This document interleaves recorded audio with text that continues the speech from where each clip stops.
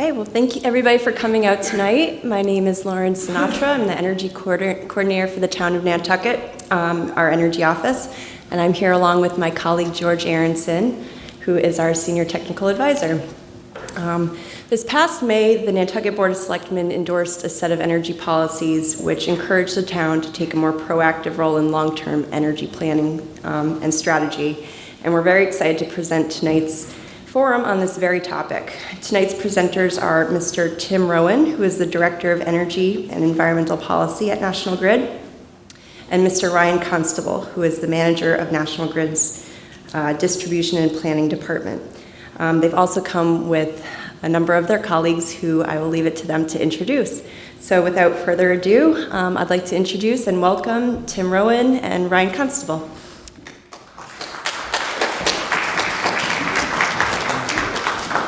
Great, thanks a lot, Lauren. Really appreciate the time to come on out here to talk to folks here on the island. As you know, we've been partners in energy for a long time here with the island, almost worked on 20 years just about, which has been real exciting for us as a company. We're also real excited to be working with Lauren and George. George and I go back a long ways, and the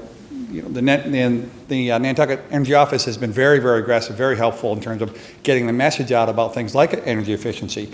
We pride ourselves at National Grid the fact that we've been running award-winning efficiency programs for over 30 years already up here in the Northeast. So working with Lauren and George is really important to us here. We do want to talk tonight about how we can work together between the company, the energy office, and yourselves actually to try to sort out how do we manage the energy a little better on Nantucket, because Ryan's going to get into some technical details about how we serve the island and some issues that we may be seeing over the next decade or so that we may want to start thinking about and talking about now for, before things get too out of control, so to speak. So we wanted to kind of talk through the fact that, for starters, we are a fairly large company now. We're very happy that we serve the small island of Nantucket in the corner there, but we've got a big system here. We have got a lot of expertise in our organization. We have a lot of depth in terms of financing and all the rest, both in the US and the UK. So we've been working with lots of customers. And again, as I said, the whole New England and New York networks, we have very aggressive both gas and electric energy efficiency programs, places where we serve natural gas. And in Massachusetts, there are places that we serve natural gas as well as electricity. Obviously getting gas out here to the island is a bit of a challenge. Natural gas anyway, besides instead of propane. But so we've got a very large organization here in Massachusetts that serves our customers. As you may or may not know, many of the folks who work right here on the island over on Bunker Road at our office there. We got a couple of those folks here as well here tonight. But we do want to get right into the discussion about talking about how we serve the island today, and for folks who've been around for, 20 plus years, you recall the old days of the big diesels, right? A few blocks away and also up at Bunker Road. And the changes we made to the island over time to actually have a more reliable system here on the island versus what was on island before with just the diesel generation.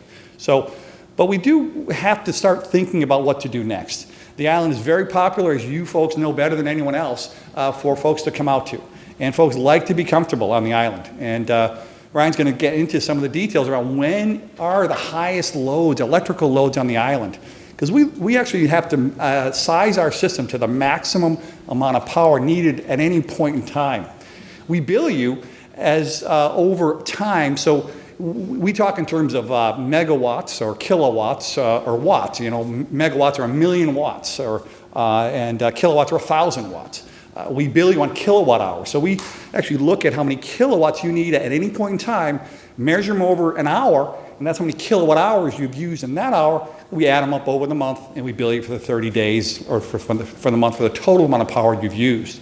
But we have to size our system on the maximum draw that everyone on the island's taking at any one point in time. And as you can imagine, the summer season is that season where we have the maximum use on the island, both from energy over time, but also maximum draw from the mainland to the island. So that's what we want to talk about. How do we manage that a little bit more aggressively, potentially? Lauren and George have done a better job already in terms of increasing the amount of efficiency and audits on the island tremendously over the last couple of years. We really need to keep working down that path with you folks to try to get more and more efficiency done, but also talking about what about those hours that are really, really maximum, and the hours where it's really, really hot, because that's when it occurs. If, Ryan will get to this, but on July 19th, we had our peak on the island. At 5 or 6 o'clock at night, 45 megawatt load occurred on the island, which was the highest ever. So we are looking at the long-term needs of the island. And again, Ryan will go through how we serving the island up to date and what some plans could be in the future. But working together, we think we may be able to come up with a better alternative that will provide load relief on our system, provide customers savings on their bills, and provide customers with all that without missing any issues around the tourist season or comfort or anything else, because that's critical. You can't expect people to sacrifice if they're coming here looking to be, just enjoying the summer weather. So you have to figure other ways in their facilities and hotels, restaurants, et cetera, and homes, how do we manage the peak load? Well, we'll be having one of our colleagues talking briefly about a project we have in Rhode Island, which we're doing just this. We're trying to manage the peak load in a small area in Rhode Island to try to prevent having to build a $3 million expansion at a big substation in that area. We may be successful, we may not be, but it is a pilot. We're trying to work with the community. That's about half the size of this one, about 5,200 customers in that area versus about 12,000 here on the island. So much bigger project, but we're real excited about it because we've been doing efficiency for so long. We also now have to do something besides just reduce the overall energy use over time. How do we also tackle that peak load condition? Because that's what prompts us having to build significant upgrades, which none of us really want to do unless we really have to do it. And that's the solution that finally comes out. So working together, what's the matrix of solution sets and potential costs that make the most sense for folks here so that we can work together to get that done out there. So we talk about sustainable growth, and again, just parroting what Lauren and her team have been doing for a few years already, but how do we be perhaps more aggressive? And again, that peak load issue is where we really need to kind of talk to. So, and we also need to think about other sort of ideas on the island. We know that certain types of distributed generation like solar and wind aren't all that popular on the island for lots of great reasons. But whether or not other systems can be designed that are similar to those or some of the technologies, we really need to talk through those things.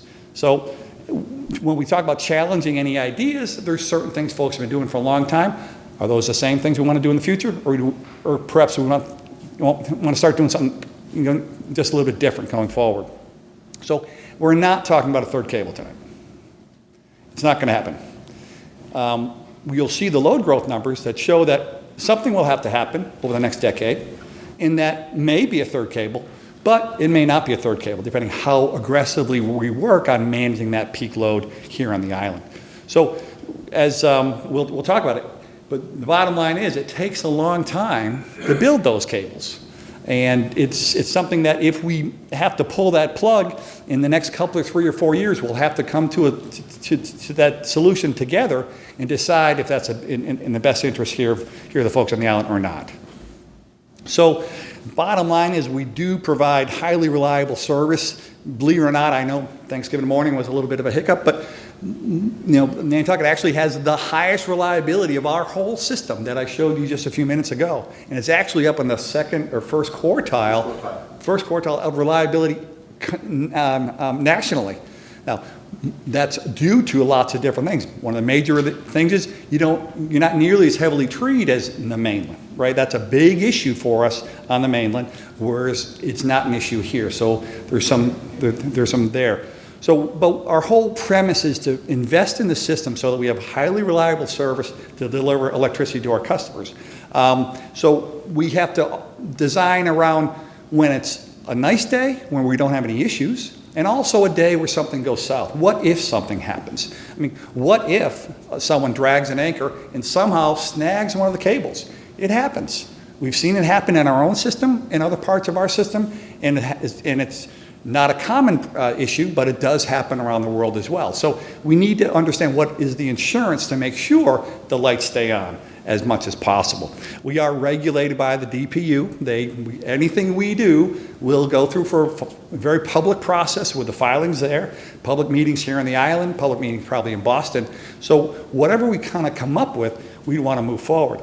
We are very interested in trying to pull together some sort of pilot like we're doing on Rhode Island here on the island. We've been talking about a pilot in our Massachusetts system anyway, and this seems like a perfect opportunity for all of us. We have a pending issue in a decade or so, and what can we do about that together? So it really matches what we're trying to do in terms of being an energy solutions provider for both the efficiency of everything, but also how you manage that peak load. But again, without anyone being uncomfortable or hot. You don't want to be saying you have to turn off your air conditioners, because that's just not going to happen. We know that it just won't happen. But there's lots of options where you simply cycle your air conditioning, as an example, and you'll lower your temperature, you'll raise the temperature in your home only a degree or two, but if everyone does that, it makes a big difference on the whole island. So if everyone does a little bit, it can make a huge difference. Because we can't have anyone do too much, because then it won't be sustainable. They won't do it every time it gets hot, and that's going to be key going forward here. So with that, Ryan's going to talk to us about how the island's served, and we'll have a chat, on discussion a little bit later about some ideas and options and questions you may have for us. So, Ryan? Okay, just real quick, a little bit about myself. So I'm the I almost pushed this off. I'm the manager of distribution planning for all of New England. I have about 9 planners who do very technical, detailed studies for us. I've been doing this for about 20 years. During that 20 years, when I was a young distribution engineer, I was actually in our Southeast District, which was responsible for Nantucket. So about a little over 10 years ago, I was here fairly often working on the distribution system. Also in my career, I've put in submarine cables over here in the Long Island Sound. So I've been on the cable installation vessels. I've been on a lot of the landfall related work for cable. So I'm also very familiar with cable installations if anybody has any questions. So just real quick about how the island is served. It's pretty simple. There's 2 cables that come from the Cape and deliver power from the Cape to Nantucket. I know during Hurricane Irene, there were some transmission issues on the Cape itself that turned into some outages for the island, but the cables themselves are very reliable and basically have never failed, knock on wood. The other thing I want to look at in this slide is I want you to look at the size or the capacity of the cables. We have 38 megawatts and 36 megawatts. So as Tim mentioned, megawatt is just a unit of power. 38 megawatts, that is basically, is that my laser? No, that's mine. You want it? Oh, no, sorry. So 38 megawatts is 380,000 100-watt light bulbs. Sounds like a lot. But when you think about the 12,000 homes on Nantucket, that's about a little over 30 light bulbs per person. So again, I'm just trying to put some perspective around the 38 megawatts. So the next thing I want you to look at is the capacity of the 2 cables versus the load on the island, that last bullet down there. So we add the 38 to the 36, we get 74. 74 is greater than the load on the island, 45 megawatts. We have no issues for the foreseeable future with both cables in service. But as Tim mentioned, we do have to think about those what-if scenarios, those low probability events. So also notice that the load on the island, 45 megawatts, is greater than any single cable. And so I'm going to talk about that specific what-if scenario for the rest of the presentation. Okay, so this first slide is average hourly demand as compared to one of the cables, that 36 megawatt cable. So average hourly demand, I'm going to step over here for a second. So I have 6 years along the bottom, and then I have hours of the day. So this is 1 a.m., 4 a.m., 7 a.m., 10 a.m., etc. throughout the day. I take 365 days of the year and I average it together. So the point to this slide is to show you that on average, the load on Nantucket is well below the capacity of one cable. So 97% of the year, there are no issues even if one cable fails. Okay, so that's 97%, but I still have to think about that 3%.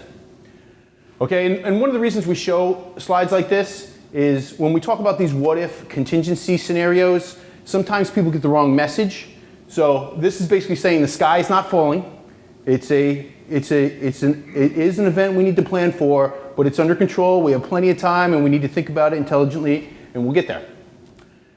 Okay, now this slide, kind of the same thing. I got my 6 years, I got my hours of the day, but now I'm identifying hours of the day, the peak load, not the average, the peak load in Nantucket is greater than the capacity of that 36 megawatt cable. Okay, so you can see in 2008, I got a couple days here where right around dinner time, 7 o'clock, 8 o'clock, I have a couple days where the capacity or the load on the island was greater than the capacity of one cable. Okay, and then you can see it grow in 2009. Again, look at that dinner period, and then look at how it's starting to grow shoulders. Again, 2010, 2011, 2012, now 2013. So again, if we come over to 2013, substantial dinner time hours. So this is 35 days out of July and August. The load on Nantucket was greater than the capacity of one cable. And by the way, the reason I'm talking about in July and August is because if I talked about the rest of the months, they'd be zero. So we only need to think about the load in July and August. Okay, so it's important to analyze the hours that the load exceeds the capacity of the cable because this helps us figure out what the solution sets are, right? So is solar going to solve that? It might help a little bit in this part of the graph, but solar isn't necessarily going to help that much in the dinner time in the later part of the graph. So is solar the solution? No. Is wind the solution? No. Is energy efficiency the solution? Energy efficiency is 24 hours a day, 7 days a week, but will energy efficiency be able to handle all of this? So there might be some basket of solutions that work to handle this. And again, you know, we could talk about energy storage perhaps, right? We could establish some sort of energy storage solution so then at the nighttime the energy storage kicks in. Again, there's lots of options to take care of that. And then, so the other thing that I just wanted to mention is, there's sort of an important point that I don't want to skip over is, if National Grid saw an issue back in 2008, why are you talking to me now? You know, you saw something happening here. And so, it's really pretty easy. There's kind of two answers to that question, and the first part of it really isn't an answer, it's more of an observation, and that's look at 2008, look how it grows to 2009, look at 2010, now look at the jump to 2011. Look at the jump to 2012 and 2013, and there's actually a reason why 2013 and 2012 match. But significant jumps in that later part of the year. So this is really minor. Starting to get more significant over there. And then the second reason to the answer of why we're coming to you now is that I actually have an insurance plan. Tim mentioned that. Back in the 1990s, Nantucket was served 100% by on-island generation. In 1996, National Grid put in the first cable. And what we did is we left the on-island generation in place as our insurance policy if the first cable failed. Then in 2005, we put in the second cable. And we said, you know what? These cables back each other up. We don't really need all this on-island generation, and most of it went away. But smartly so, we left a couple of the units at the Bunker Road substation. So now those small units at Bunker Road that were left over are my current insurance policy.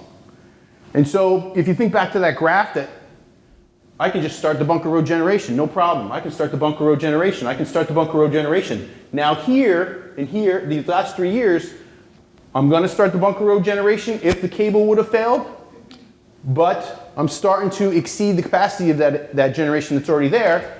So I also have the ability to bring in roll-on diesel generations, right? They look like this. They're kind of like trailer based generation. And again, I can connect them to that Bunker Road substation out by the airport.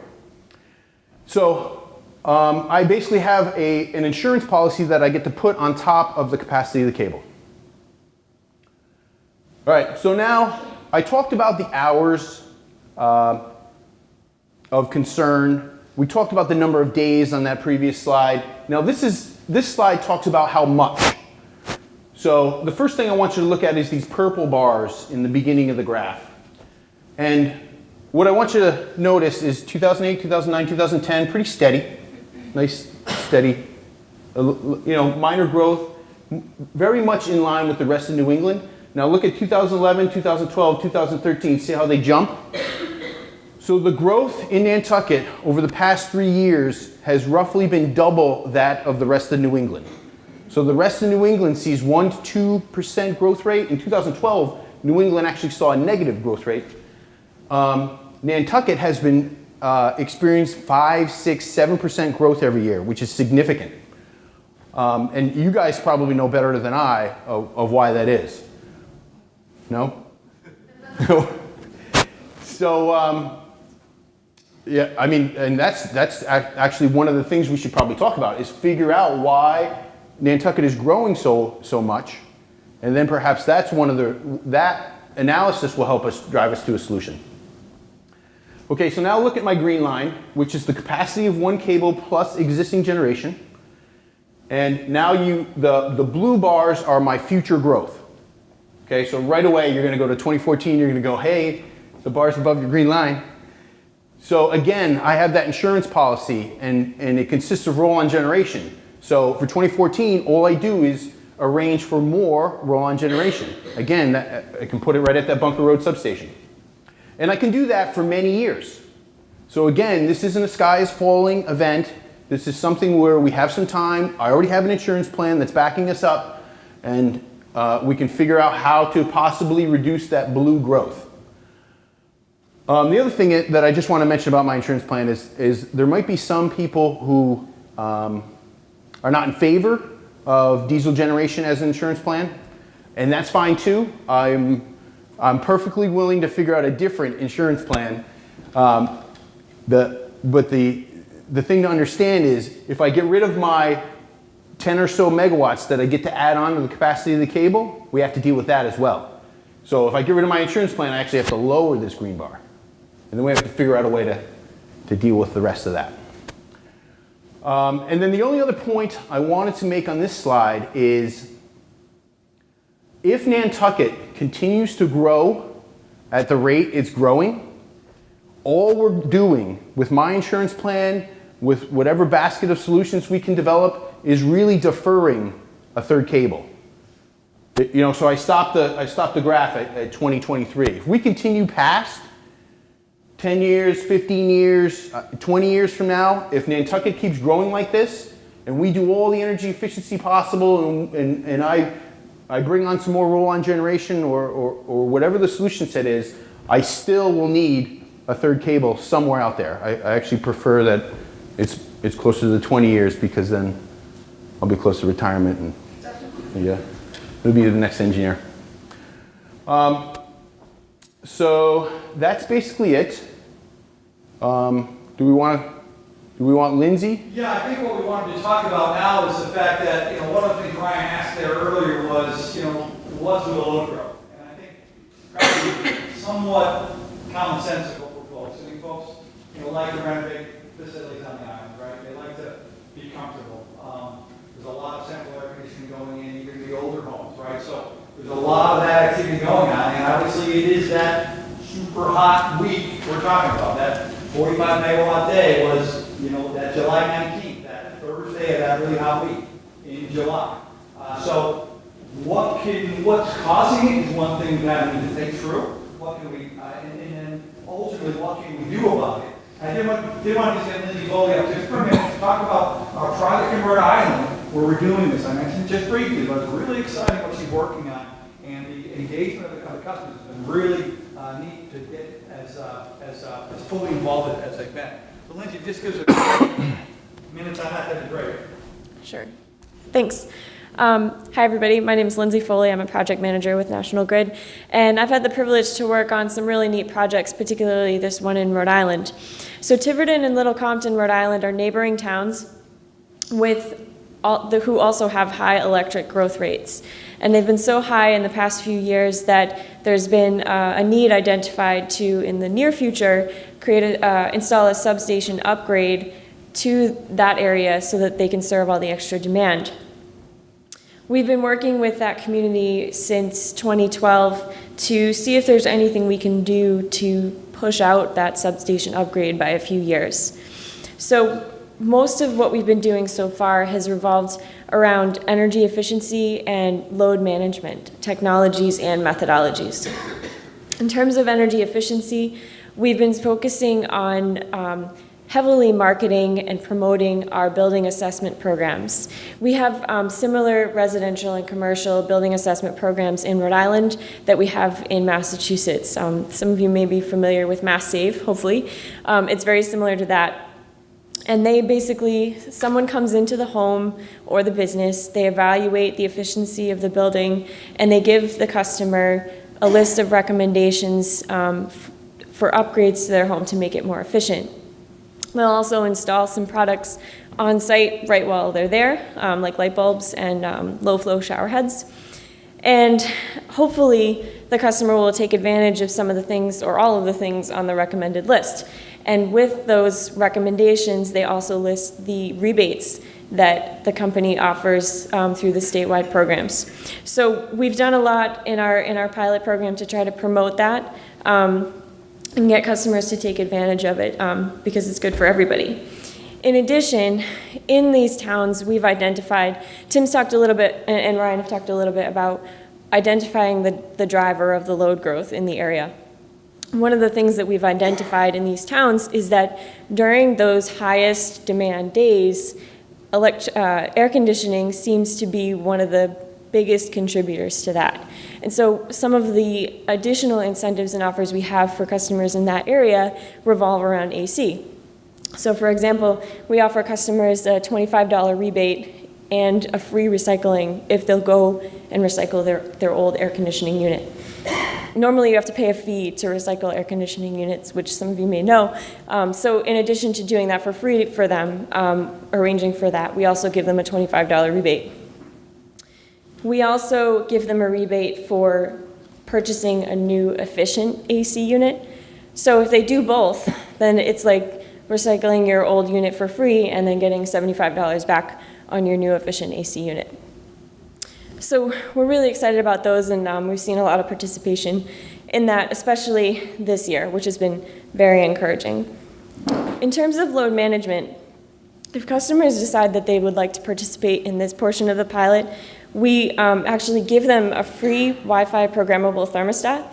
For those of you that aren't familiar with those, they're very similar to a normal programmable thermostat. You can put in your 7-day settings, except this one will allow you to control it from your smartphone app or a web portal. So if you have a normal setting on your thermostat and then you unexpectedly find out you're going to be coming home a little bit later than normal, you can actually log right in and change the setting on your heat or your air conditioning to come on when you want it to, when it makes sense for you based on when you're coming home. Things like that. So it gives the consumer, a lot more control over when and how they use energy. In addition, one thing that I get really excited about is that if you log on to the web portal with these thermostats, they give you a whole bunch of usage data. So you can actually see when you've been using your energy and how much you've been using, and it helps you understand your bill better, and it helps you make better decisions about how you can save energy. So if they sign up for the load management portion of the pilot, we actually give them a thermostat for free. And they also have the opportunity to get an annual bill credit if they participate in load management events. These events are called on the days where we have the highest demand, like Tim and Ryan have been talking about. And customers will receive, the thermostats will receive a signal from National Grid, and the AC unit will, through the thermostat, start its event-style programming. And this basically reduces the AC runtime by just a little bit so that we don't affect the comfort of the folks who are in the home, but it also does save energy at the same time. And so, like Tim said, each customer saves a little bit, but the community in aggregate saves a lot. So I'm really excited about how this pilot has been going so far. We've tried to make the technologies and methodologies we're using in this area in Rhode Island very specific to the needs and comforts of that community. So anything that we would want to do with your community would not necessarily be the same as theirs, but similar in that we would want to work with you and understand what you would want to see in your community and how we can work with you to do that. Thanks. Great, thanks, Lindsay. And I just want to say one thing too. So it's my substation expansion project that Lindsay is deferring, right? And so she has deferred it by 1 year, right? So I like to say that it was just cooler that year, but she says she got the energy to defer it. No, that's great. I mean, and deferral is real money in the bank, right? You're saving that cost of money. If we're going to spend $3 million 2013 versus $3 million in 2015, there's a savings to our customer base because now we don't have to roll that into the distribution plant, which translates directly to your distribution delivery charges on the bill. So that's the whole premise behind this bill is how do we manage how do we leverage all the work we've been doing, as I said, for 30 years in efficiency, all those customer side resources, all those customers who've done things like put in solar panels or manage their load more aggressively than others. How can we leverage, because we spend a lot of money as a community here in Massachusetts on these efficiency programs. You'll see it line item on the bill there, energy efficiency surcharge. I think we collect somewhere around $300 million in Massachusetts from all our electric bills that are funding these programs. So it's very important that folks take advantage of those. But again, how do we leverage those to manage the other parts of our system and really the wires delivery system? So going through this chart, really, there's a lot of options that we've kind of thought through, but we're really looking for input here. We're going to open the floor up for folks' questions or anything you want to talk about. We've got a pretty good crowd here. We're going to answer a lot of different things here. But I did want to just kind of walk through. We talked about, Ryan talked about the additional diesel. So that's the insurance. We're all set there. The third cable someday that we talked through. The enhanced efficiency, just like Lauren's team's been trying to do here, to get a lot more people. There's been a huge uptick. I think 1,000% increase over the last few years. We really need a lot more folks to do that. Ryan talked a little about battery storage. Your batteries, utility-sized batteries, 3 megawatt batteries are big systems, and they're expensive systems. And folks are working on some of those big systems in some utilities around the country, but they're still very expensive. But again, just goes into the big matrix of options for us to all to talk through. The thermal storage is actually pretty interesting. There's these systems called ice bears, and they use them in California fairly extensively. It's a big ice cooler that makes ice all night long, and then they run their cooling fluid through the ice during the day, and that's how they provide their air conditioning. So the air conditioner, except for the fans and pumps that don't run, the big compressor that uses all the power, doesn't run at all during the day. So that's called thermal storage or thermal ice storage. And we've experimented with some of these larger projects over the years, but that sort of thing, in about 5x5 footprint, you can get a 10-ton ice bear.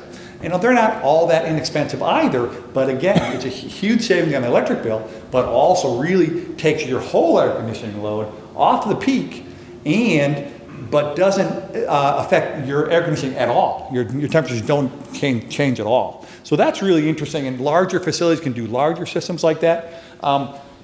The load management Lindsay talked about is, managing everyone's air conditioner. Everyone's want just to cycle a little bit, just a little bit. So temperature might go up a degree or so, but so instead of 70 degrees inside, it's 72 inside, but it's still 98 degrees outside. So it's still really nice and cool inside. So people get the sense that, we're talking about shutting off air conditioners. That's the last thing we can do because it just won't last. No one would do it. They just give it up and wouldn't do anything. Grid modernization. There's other stuff that Ryan's team is looking at, how we can get a little bit more efficiency out of what we have on the island, what the distribution system is. It gets a little bit fairly high level, kind of stuff that his team works on, but we think we can tweak out a couple of megawatts potentially with some grid modernization type techniques. Rate structures is another option where you just charge people a lot more if they use it at times where you have a problem.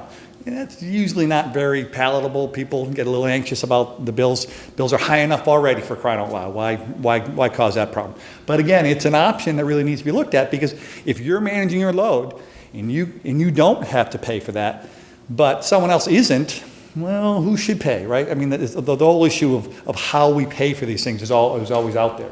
Other types of generation, solar, wind, I know there's other issues there, but I think we do want to just talk through what we think the next steps would be, but we're wide open to suggestions as to... Yep. Did you want to say something on the left side? Oh, no, I'm just here. Oh, just here with us. Good, great.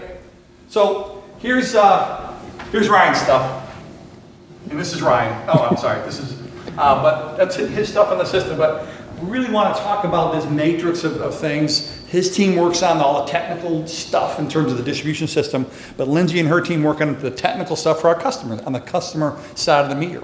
So what we really want to do is get this process started over in this year coming up to 2014, have a series of discussions and meetings with folks and get input from people, the contractors on the island, folks as to how they use energy, what they could or couldn't do going forward, and most importantly, how do we send the message out?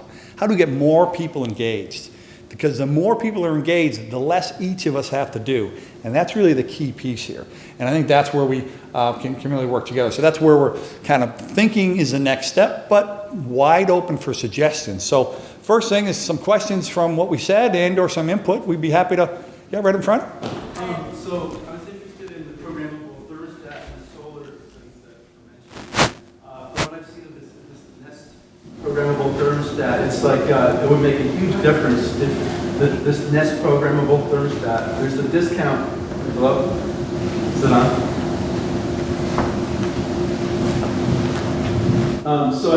Nest programmable thermostat is maybe what you were talking about, but National Grid offers a discount on that.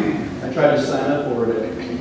I think, from what I know, it would make a huge difference if a lot of people install it out here, but it's only for natural gas customers.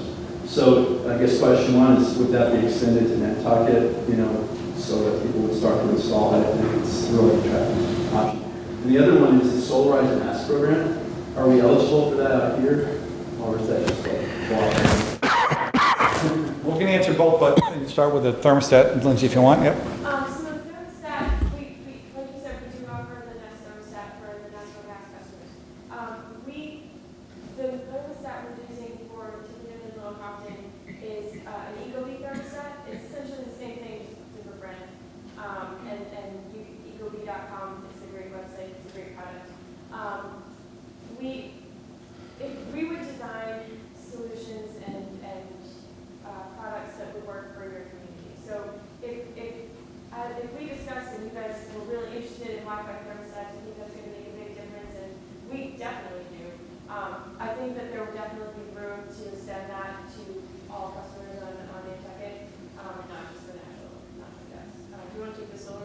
Yeah, I mean, just another piece, because if we file a pilot, we can do what we want as long as we get approval, right? I mean, that's a cool part about it. The mass utilities all work together with Mass Save, and they have a standard 3-year plan. But it's not how it always has to be. You can do different things if we can propose those. Solarized Mass is run out of the Mass Division of Energy Resources, right? That's a program where if you're a green community, for starters, and you can get so many people signed up for solar, you can get lower prices on solar. Actually, it's been an incredible success. There's folks out there getting solar for like $360 a watt, which is incredible compared to just because they had the volume. Because the point is, you've got installers who bid on everyone's systems, and the more they contract for it, the lower the price per installed watts gets. It's real exciting, and where if you don't have that program, you're paying $6 a watt for solar, and through that, if you get a lot, it can be. I'm trying to think the town. It's the lowest I think. It might have been Williamstown. They were down to $350 a watt, the lowest I'd seen. But that's just tremendous. That's just amazing. But again, that takes a community vote for green communities and that sort of thing. So it gets a little bit more involved. But again, that's also a program that if we want to do our own version of that, if folks were interested in that, I think there's some merit there. So we have ability through the law that changed a lot of the stuff. It's called the Green Communities Act, passed in 2008. We have the ability actually to own some solar as a company in Massachusetts. We actually built 5 megawatts already in Mass. We're actually looking to file to build more, and our filing may well suggest that some could end up on Nantucket. Maybe not, depending on what the folks want, but maybe it would, maybe it wouldn't. But it's just and we're kind of working on that as we speak, because we're looking to file our next proposal by the end of this calendar year. So it's coming. So real exciting time for that stuff. So did I see someone in front? Yeah. I was thinking about the load and thinking about in that peak load time.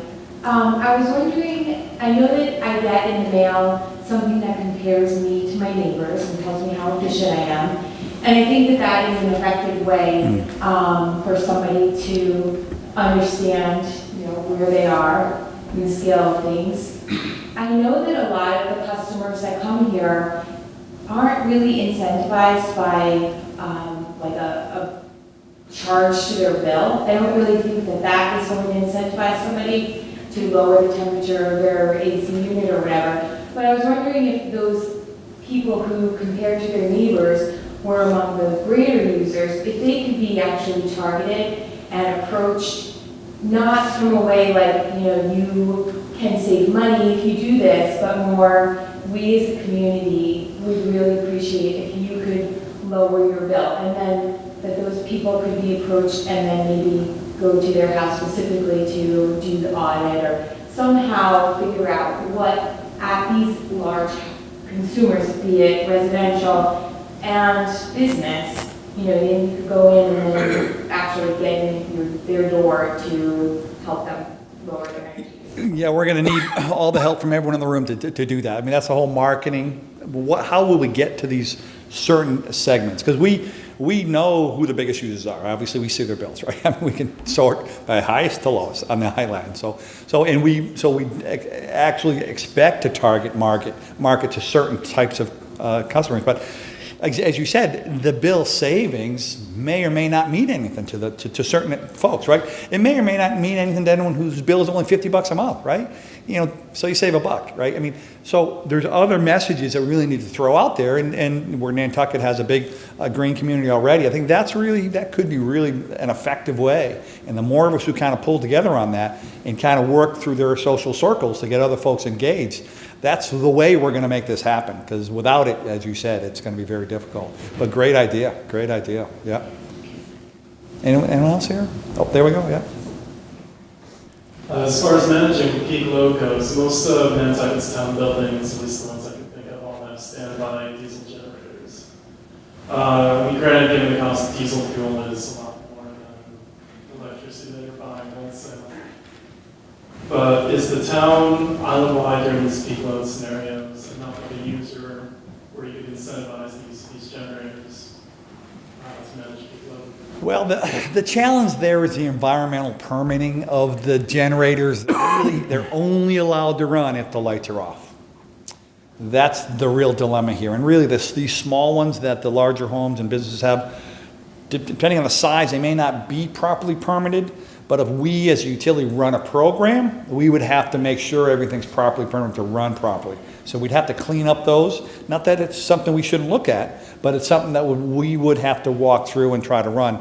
But, depending on what we're really trying to do here, I mean, it's one thing if it's a propane-driven generator. It's another whole thing. It's a diesel. There's a lot more pollutants from a diesel.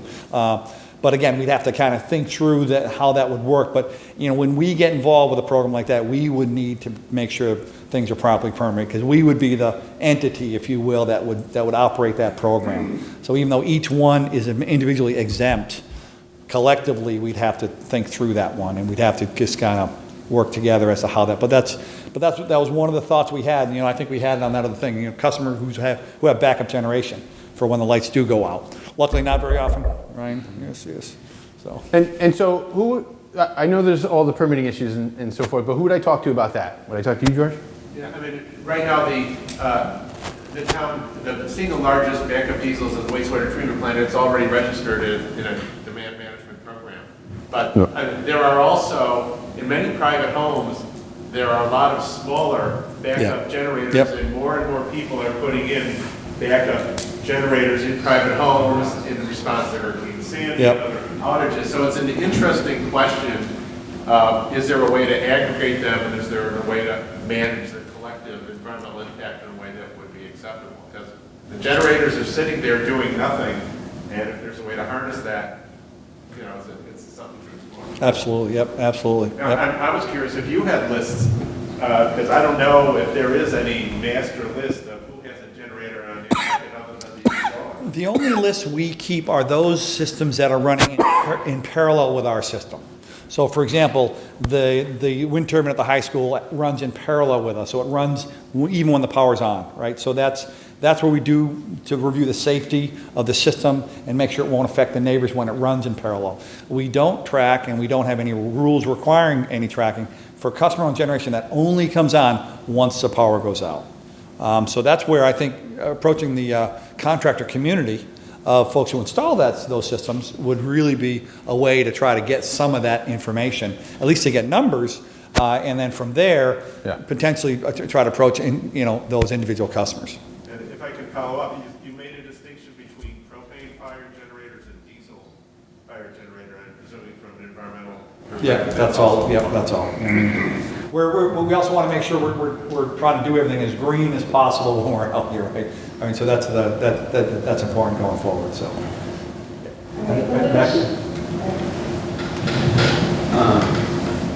All the cost saving stuff sounds great. It makes a lot of sense. But my question is, from your point of view for national grids, I mean, there's a huge incentive for us as people paying the bills to go on with efficiency programs and things like that. Where's the, I mean, from a relationship standpoint, like where's the incentive for you guys as national grid to increase efficiency and kind of make these, our load less of a problem, basically? I mean, it seems like a relationship between the two of us. So how can this be? It seems like it's mutually beneficial. But I'm just curious as to why efficiency is good for both. Well, it is, and I think when I touch on that grid modernization, one of the things Ryan's team is looking at is how do we manage the voltage on the island a little tighter, so that, because if you manage it tighter, you don't have swings in as much, you get a lot of efficiencies out of that. That's what we have to do because it's on our system, right? But there's what we call volt-var compensation we can do on that system, and we can get those efficiencies. Oh yeah, there's no question, it'll be a two-way street. But the load is primarily due from the customer's usage, right? So most of the issues are how do we get that? I mean, we think we might be able to tweak a megawatt or two potentially out of this volt-var type of project. But as you saw from the charts, it's going to help us for a little while, but we're looking at a time frame like this. So altogether, yep. Yeah. Tim, if I can clarify what I thought I heard in the question, is National Grid decoupled in the sense that does National Grid make more money if they sell more electricity, or are they in it, or is that no longer the case? Nope, that has been the case for a number of years. So as George said, we're what they call decoupled. So the way that works is that if it costs us X dollars to run the system, our Massachusetts system, we then go forward and have a rate that covers that. We say, okay, it's going to cost $1 billion to run the system in 2013. And we sold 22 trillion kilowatt hours. So you just do the simple math and everyone has to pay X cents a kilowatt hour. If the next year we actually only spend $999 million and we sold the same amount of kilowatt hours, the rate changes, it goes down a little bit. If our costs went up and we sold less, so it just constantly gets reviewed, and every year we go through a revenue decoupling docket mechanism, I should say, that kind of rejiggers that every year. So it doesn't matter to us what customers do for efficiency, self-generation, because our system is so critical for all those systems to keep running properly. So yeah, so we've got that's been in place a number of years, and that's in all our service territories. Great. Go. Way in the back. Yep. Oops. Oops. Go ahead. Hi. On the conservation side, you mentioned that you made great strides in increasing efficiency, and I'm just curious if you have any data that would quantify those gains.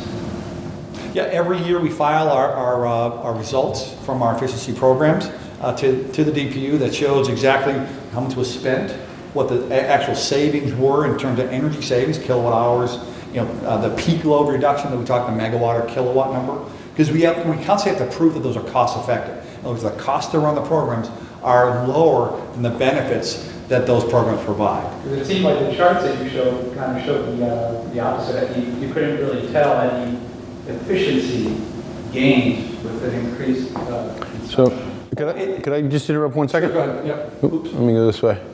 All right, that blue line is my forecast, and the document or the analysis behind those blue lines includes energy efficiency, which has dramatically increased since last year. I don't know if I can, but so basically in the difference here, is a significant increase in energy efficiency already in my growth rates. So what he's saying, without the efficiency programs, the growth rates would even be higher. Yes. Right, but Right. is there a way you could get, a person could get to see the efficiency gains that you've made? I guess my question is, how, there ought to be more that can be done on the conservation side. And it seems Yeah. like we're talking more about how we can provide for the future growth rather than focusing on what can be done to reduce the need.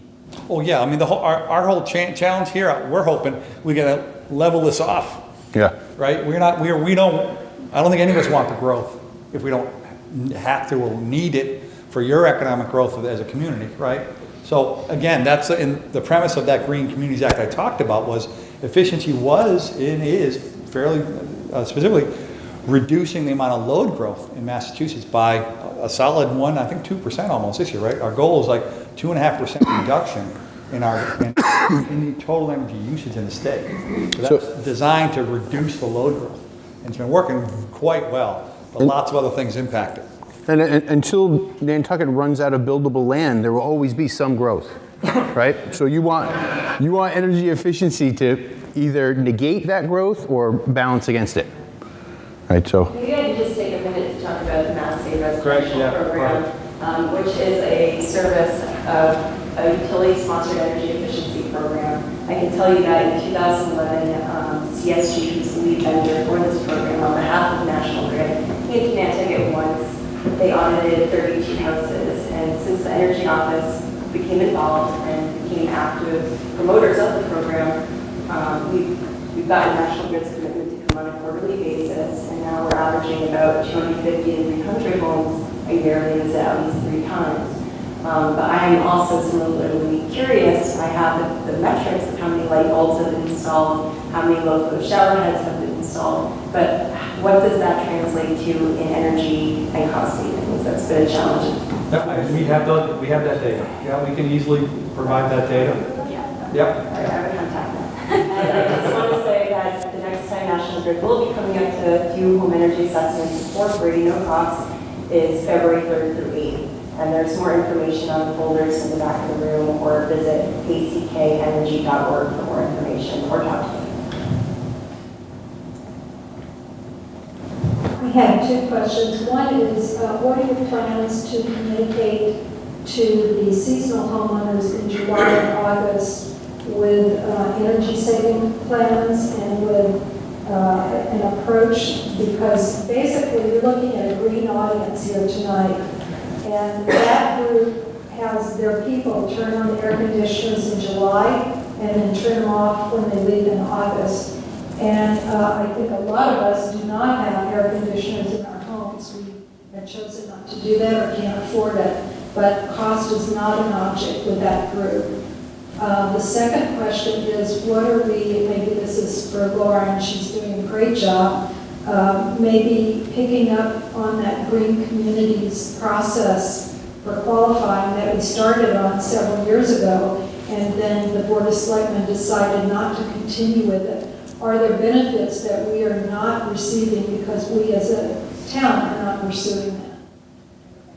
And I'd like to defer to George for the question about green communities, but if you can address the summer resident problem. That's I think the $1 billion question always. I mean, that's we don't have the answer either. I apologize, but I think the more we can think through where and how they where they socialize, who they socialize with, and get the message at those levels, I think that's going to be critical going forward here. And I'm not going to suggest it's going to be easy. Back when Ryan was working on the second cable in 2003 and 4, my small team actually reached out to the largest users on the island.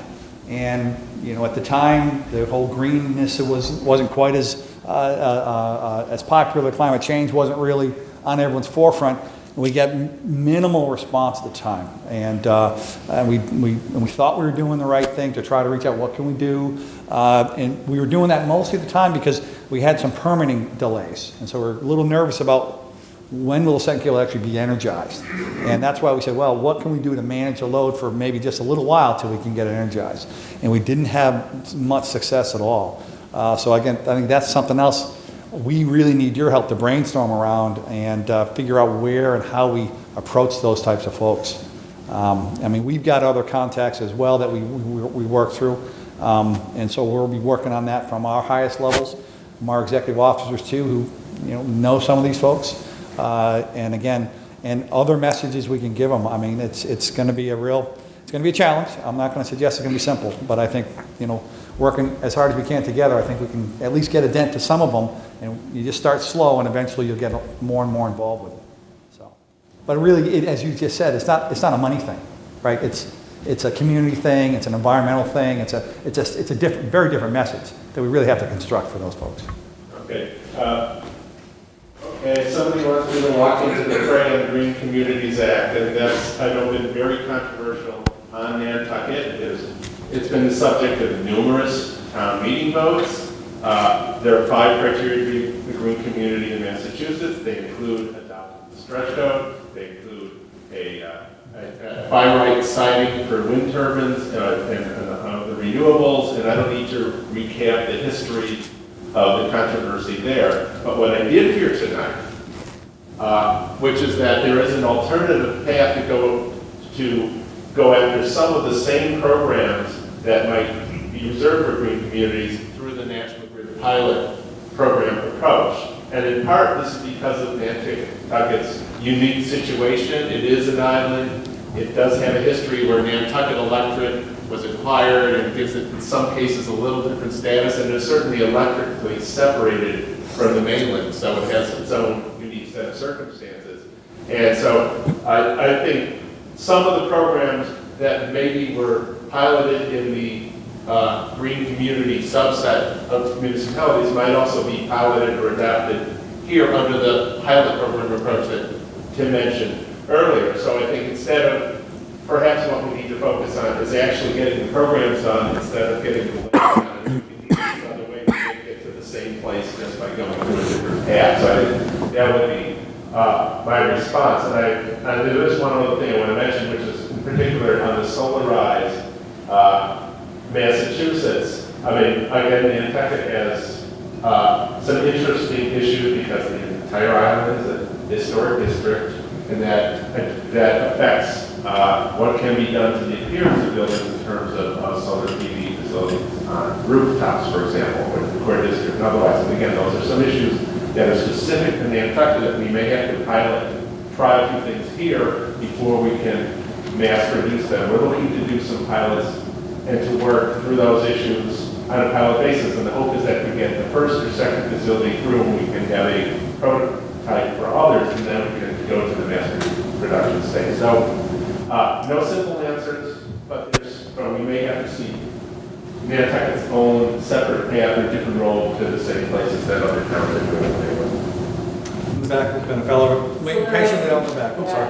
And Solarized Massachusetts also requires an active energy committee in the last 2 years, so I say we get it up and going. Way in the back, that fellow in the Back corner. Wait forever.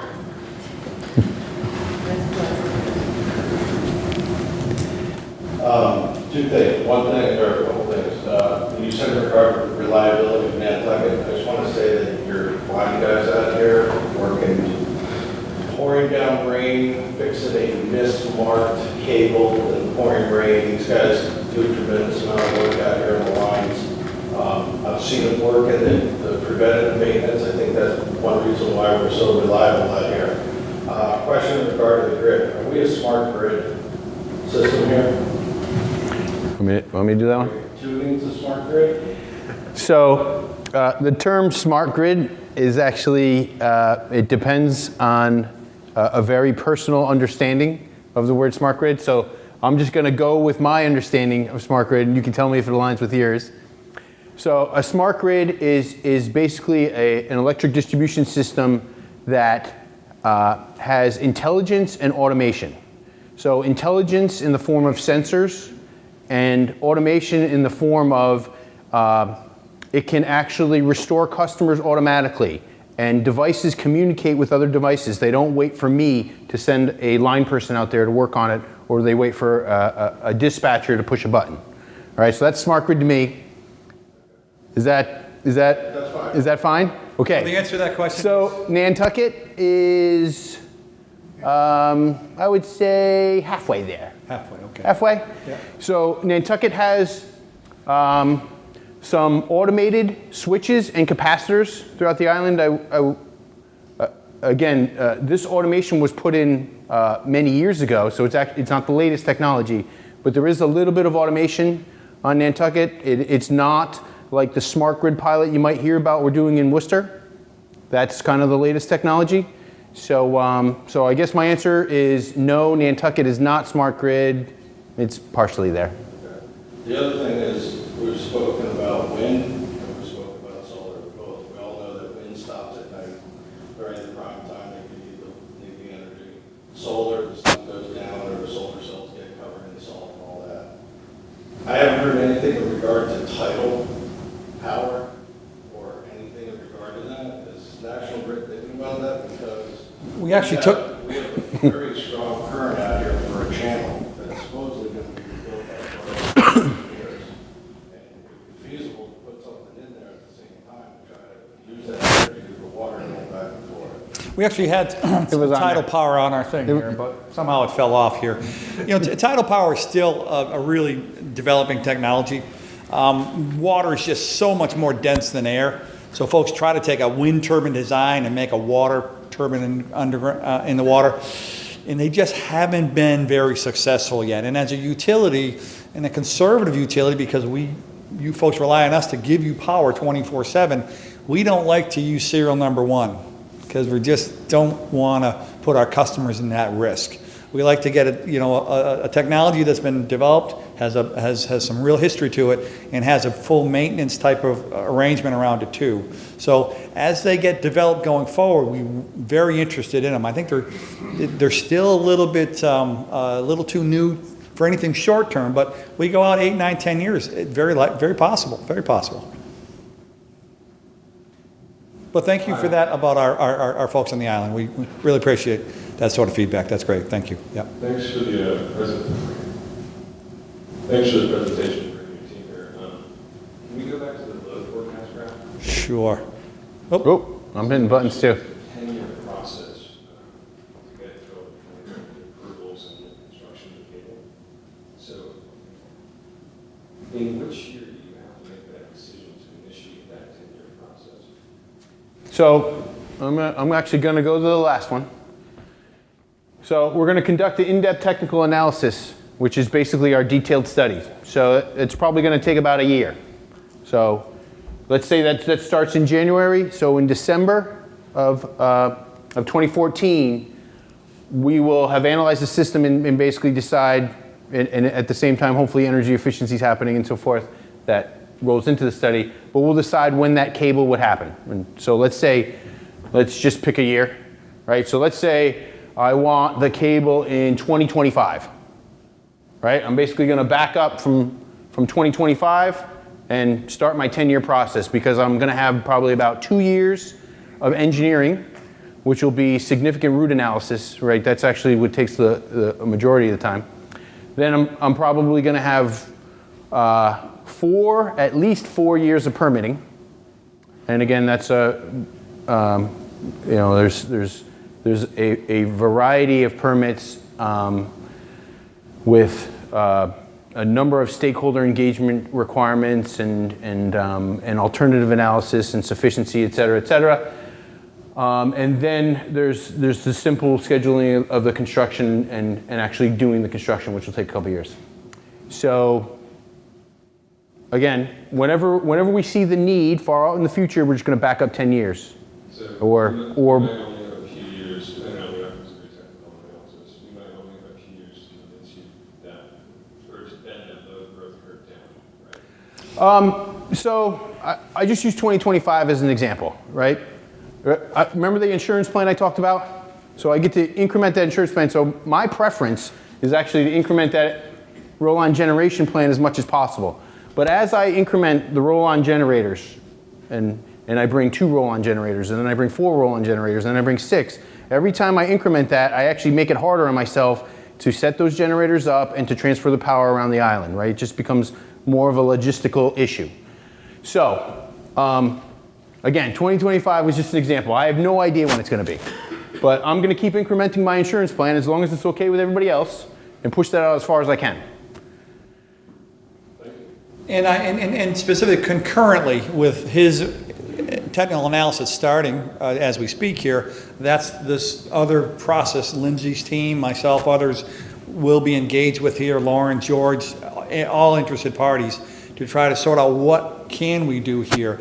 And we're hoping potentially to have some sort of pilots or something in place, maybe by next summer, might be a little bit too early for that, but easily by 2015. So, and to see what the results really are, how will people, and the really cool part about it is technology keeps changing and it keeps getting less expensive and it keeps doing more and more neater things. I mean, so there's a lot of neat stuff out there. It's like, when do I buy my next laptop, right? You're always waiting for the next cool stuff and you go, oops, I just got to break down and do it at some point. So. But another question, or? Wait, I just got to add one more thing to that. All right, so you heard Lindsay talk about Tiverton and Little Compton. So I have a project already to expand the substation. So basically, I talked about the engineering process even for the cable, right? So there's a 2-year engineering process that is relatively low cost, right? So who cares if I start that engineering process? I've started it for the project for Lindsay, and then Lindsay keeps telling me to push it off. So then I slow down on the engineering, and I just keep pushing the in-service date, that date that I needed, I just keep pushing it off. So as Lindsay keeps feeding me information, I can just slow down the engineering, and then just keeps getting pushed out. And that's happening right now. Yep, great. And looking at that chart, the top red line where it says the total capacity, it says normal capacity, we know that you're not going to run electricity up to that red line, that you can't manage that. So where is the line where it triggers the need for the third cable? It's really this green line is what triggers the need for the third cable, except this is a single cable plus my existing insurance plan. So the only problem is I've talked to you guys about how I can increment my insurance plan, so I can keep moving this green line up. So again, we haven't done the study. We haven't completed the study, but I think Essentially, we've already hit that. You said we had 45 megawatt load last month. Right. July. Yep. So, there's only so much, there's existing generation on Bunker Road that we can just turn on if we need to. What he's talking about is his plan. What he doesn't show on this line is what that incremental roll, what he's going to do is this line will be raised by the incremental roll-on generation we'll bring over if we need it. And we would only need it if something happened in July or August. Today something happens. How many megawatts would this roll-on generation? So the max is 2 megawatts. Yep, and so it actually depends on the availability of the generation, but there'll be 1 to 2 megawatt increments. So I bumped that line up by 1 to 2 megawatts. It's going to bump up by 2 megawatts as I find those generators. Then as they become more scarce, it'll jump up by 1. But I have 10 megawatts right now. I could actually increase it by another 10. And that, so again, we haven't done the study though, but if I increase that by 10, I'm up here.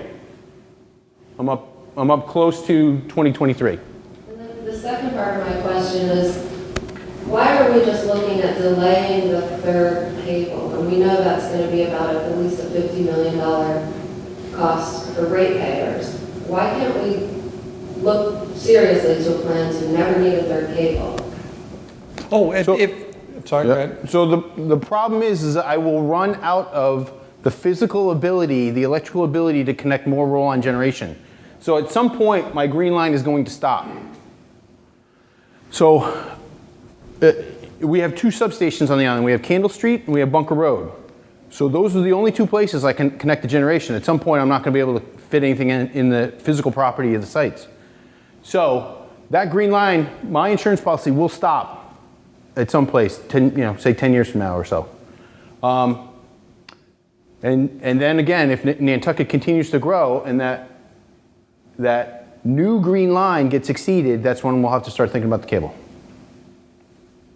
I mean, the simple fact is, and I think I heard George maybe, and correct me if I'm wrong, there's another recent tract of land that opened up for development, 100 acres or something, in that range. If you just build out, not knowing what your open space requirements are, but if you just build that out like without worrying about efficiency and other things like that, that in itself could add 8 to 10 megawatts, just that parcel. If you do it right, like Lindsay and her team works on, that could be as low as 2 or 3 megawatts through efficiency and also managing the peak loads.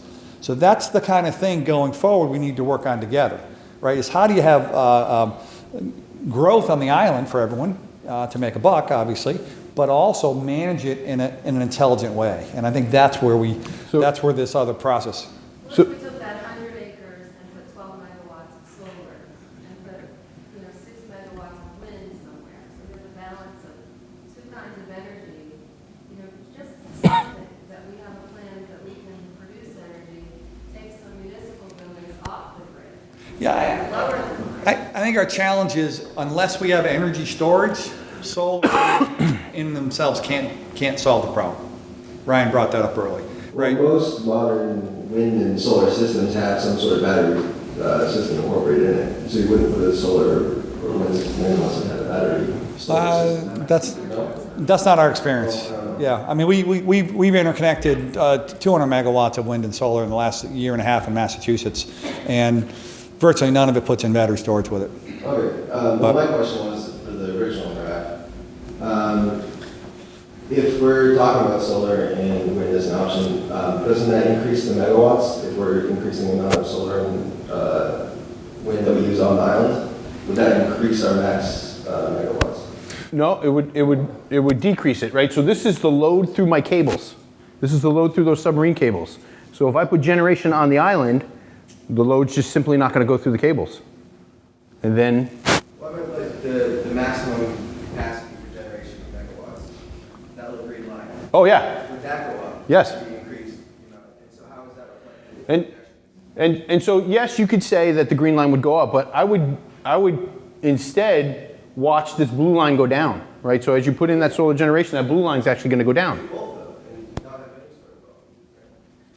If you do enough, if you do enough. Yeah. Well, because we look at customer side stuff like solar and wind as what the load is, right? And we look at our source, the cables and generation, as the supply to the load. So you're right, working both ways. Ryan's team's going to work on the supply piece, the cables generation, the infrastructure, and Lindsay and her team and you folks, we're going to work on the load side. Those peak load issues, right? So.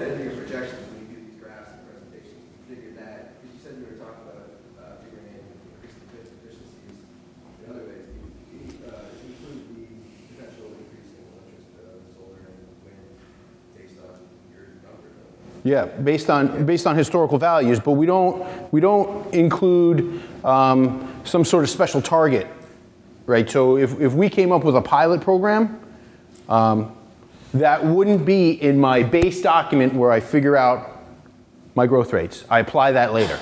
So yes. We need to see actual stuff happen, right? Because the point about load management or on-site generation or anything else, if there's even a 15-minute window where it's not available, the cables will get to the system will trip on overload, just like a breaker in your home, right?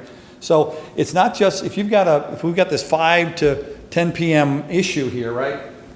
If we get load relief from 5 to 9:45, and then for some reason something happens at 9:45, we've got an issue. When we talk load relief, we need load relief for the whole window, and we need it every day and every year after that, right? So it's more than just putting something today and saying, good, I got it, I'm done. It's not that at all. What we're finding out in Rhode Island, Lindsay's project there, is that the marketing around getting people doing it initially is one thing, but the marketing to keep people engaged over time through the multiple days of the heat wave, through multiple heat waves in the summer, and through multiple years is the other marketing challenge we have. And that's why a lot of automation could very well do this, where no one has to remember to do it. The systems will do it for us. So, yeah. We're going to take just a couple more questions back here. Thank you. Could you go back? There we go. Oh, okay. Yeah, thanks. So, could you talk a little bit about the red line normal capacity and what's happening in the marketplace with technology? to actually allow those cables to carry more power than their normal capacity? You know, is there technology to improve the capacity of existing transmission lines? Is it viable in a situation like Nantucket? You know, you change voltage levels or whatever, so that in fact we've got cables that, while they have nominal capacity of that is 73 or so megawatts, that the capacity actually could be extended up another 10 or 15 or 20%. So, as part of our study, we always do a re-rating of our equipment. So there's the potential that we fine-tune some numbers there. But as far as technology goes, there's no technology that's going to increase the capacity of the existing cables. Cables generate heat. That's what causes their limits, and it's their ability to dissipate the heat that limits the actual ampacity, right? So it's all heat driven. So how do I cool the cables down? In certain locations, you can put in active cooling systems, right? You can pump oil or some sort of fluid that cools the cable down, but you have to decide that when you put the cable in, right? So and then of course there's environmental issues as soon as you start doing any sort of active cooling. So these cables are solid dielectric, which means their insulation is solid, basically a solid rubber, solid plastic. There's no active cooling inside of it. So we rely on basically the ambient soil and the cable configuration itself to dissipate its heat. So there really is no technology. Was there another part to your question that I'm missing? The voltage changes, can you adjust the voltages to overcome the heat problem? So the cables are installed with a certain insulation level, and that's really the highest voltage you can go to. So they're 46 kV cables.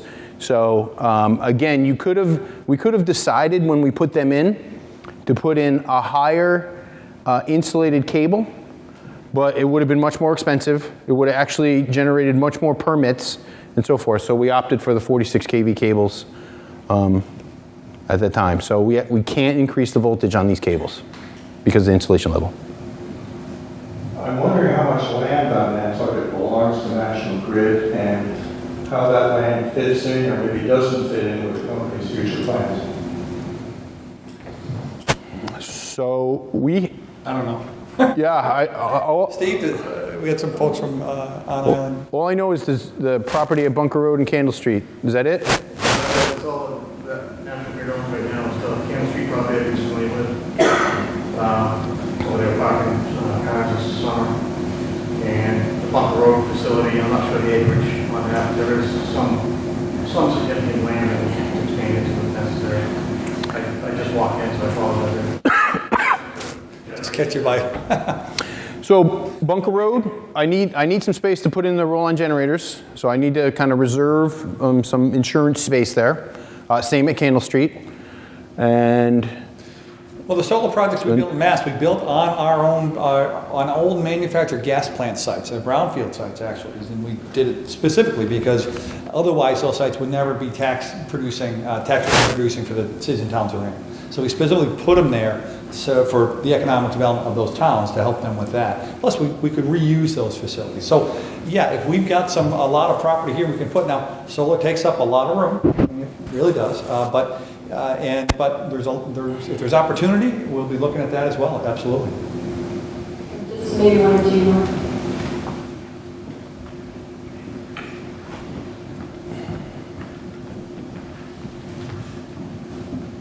I've heard pilot, twice.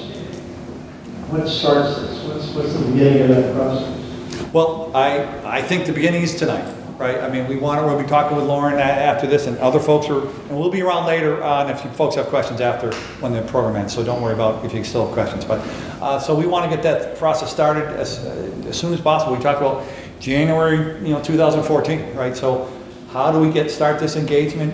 To get ideas, folks engaged with it, and to start to move down the path so that we can pull together something so we have enough information to put together a pilot that we think will be approved by the Department of Public Utilities. So we're excited to get started as soon as we can. Regarding the question in summer of peak usage and incentivizing people, you said that you know the users, the peak users. You can identify those.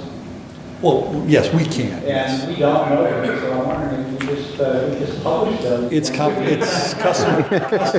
confidentiality. Customer confidentiality does not allow us to do that. I apologize. I think that was it for questions for now. George, do you want to add anything?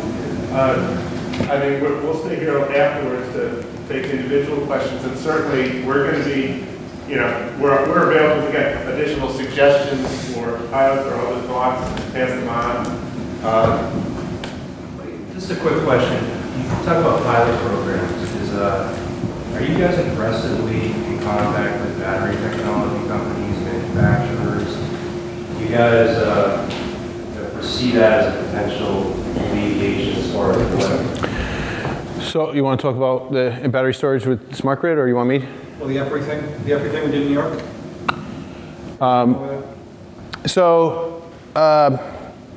When you say aggressively, I guess I'm going to say no to the aggressively, but we are in touch with a variety of battery storage vendors. We're testing them out. We're trying to see where their technology fits, where it doesn't fit. So there's a battery storage facet to the Worcester Smart Grid pilot, and it's actually behind schedule compared to the rest of the pilot because the manufacturer of the battery system has not been able to make something that's ready for prime time. So, when you say prime time, what would suffice as far as prime time? Well, I think our comment earlier to the fellow in back about yeah, so I don't know what the amp hours was, but it was a 2 megawatt battery, which is much bigger than so there is some battery solutions for like homes and stuff like that is proven. Is it a lithium technology? I don't know. What they use now, and American Electric Power has a significantly sized energy storage project they're working on, and they're using good old-fashioned lead acid for lots of it. There are some newer technologies. But again, as I mentioned earlier, we're not going to put serial number 1 or 2 or 3 on the island. We're just not, right? We want a proven technology that we know we're not going to have to, that we'll have to throw away and put something new in, right? It's got to be something that's going to be solid. But again, as Ryan said, the smart grid, we are looking, except for the manufacturer, to put in storage behind a couple of behind a wind turbine in Worcester at the Hillenium High School to figure out how to best balance it. We have been waiting again for the same manufacturer for one of our big solar projects in Everett. Again, trying to figure out how much energy storage do you need per kilowatt of solar to maximize. What's the optimal balance there? Because batteries are still going to be expensive for a while. So if you can optimize what you need to get what you want. So those are the two things we've been chomping at the bit for 2 years now to get going, but the manufacturer, through the era funding, still can't deliver. We're expecting now October 14 to get them delivered. So that's the reason why is that it seems the lead acid, unfortunately, is tried. Yeah, it's got its. As far as the other technologies, hopefully they catch up. Yeah, hopefully. Great. Before I hand it back to Tim and Ryan, I just want to remind everyone we have a sign-up list at the end of the back of the room. So if you want to stay in touch with what the Energy Office is doing, updates or for information, please do sign in there. And we also do have a Facebook and Twitter account for also updates and information on any energy developments. And just one thing about the Mass Save audit, it also is your avenue to 0% loans for any sort of upgrades you're going to do. So, free money for insulation, for whatever, windows, so you have to have that audit to get access to that free money, essentially. So that's a huge benefit of it. So even if you had one done 4, 5, 6 years ago, absolutely sign up for another and really make sure you grab what you can there. Whether your bill's $50 or $500 a month, you will save money going forward if you participate, but you have to participate with it. And they've got lots of options out there. And again, this loan issue is huge. It's really, really valuable as a real great option. So, but thank you so much, Lauren, for inviting us, Ryan and I today. And like I said, we'll be around if there's more questions or you want to just complain about your high electric bill. Thanks a lot for coming.